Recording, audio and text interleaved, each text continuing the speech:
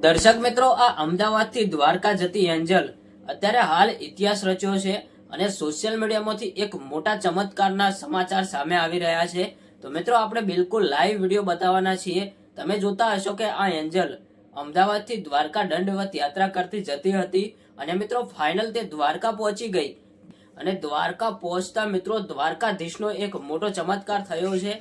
કારણ કે તમે જાણતા હશો કે એક 6 વર્ષની નાનકડી દીકરી મિત્રો દંડવત યાત્રા કરતી છે દ્વારકા સુધી પહોંચી છે અને દર્શક મિત્રો, આ દીકરીને અત્યારે હાલ દ્વારકાના લોકો તેને ભગવાન માની રહ્યા છે।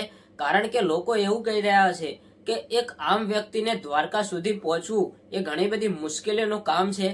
કારણ કે ઘણા બધા લોકો પગપાળા દ્વારકા સુધી આવતા હોય છે પણ મિત્રો દ્વારકા પહોંચતા પહોંચતા થાકી જતા હોય છે।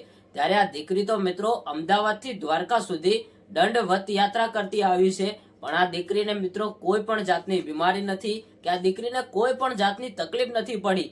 ત્યારે આ દીકરીને જોઈને અત્યારે હાલ દ્વારકાના લોકો પણ ચોંકી ઉઠ્યા છે કે આના ઉપર તો દ્વારકાનો સાક્ષાત ચમત્કાર દેખાવી આવી રહ્યો છે।